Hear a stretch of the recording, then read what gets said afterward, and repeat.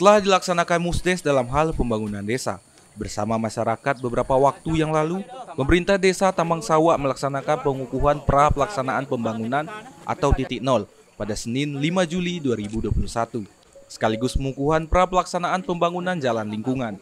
Turut hadir dalam kegiatan ini yaitu Camat, Kades, Polsek Lebong Utara, Kanib Intelkam, Babinsa, Babin Kamtipnas, tenaga ahli Kabupaten Lebong, Ketua BPD, serta pendamping desa.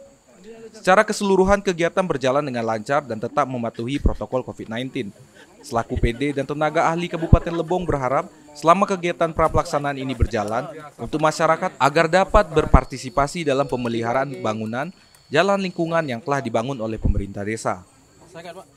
Harapan kami pembangunan ini berjalan dengan lancar tanpa ada permasalahan sesuatu apapun dan bermanfaat bagi masyarakat, khususnya masyarakat desa Tambang Sawa dan sekitarnya.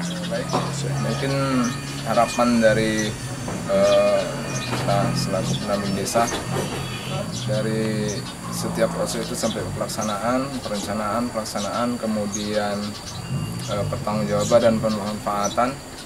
Nah, di titik akhirnya nanti kita juga berharap masyarakat itu juga bisa berpartisipasi dalam terkait dengan pemeliharaan aset-aset pembangunan yang sudah dibangun oleh pemerintahan desa. Ini yang seringkali memang sedikit terlupakan terkait dengan pemeliharaan aset-aset pembangunan yang sudah ada di desa. Dalam kegiatan pembangunan jalan lingkungan, terdapat panjang jalan yaitu 124 meter dengan lebar 2,7 meter dengan anggaran 150.316.000. Dengan adanya kegiatan pembangunan jalan lingkungan ini, pemerintah desa Tambang Sawa membuka lowongan pekerjaan kepada masyarakat untuk membantu membangun jalan lingkungan. Nah, dalam kesempatan ini dihadiri oleh pihak dari kecamatan, termasuk camat langsung, kemudian tadi kebetulan juga ada Kapolsek, kemudian ada Kanit Intelkam, dan juga Babin Kamtipmas dan Babinsa, serta pendamping kabupaten, pendamping kecamatan, PDTI dan KTD dan seluruh perangkat desa beserta ketua PD dan lain sebagainya.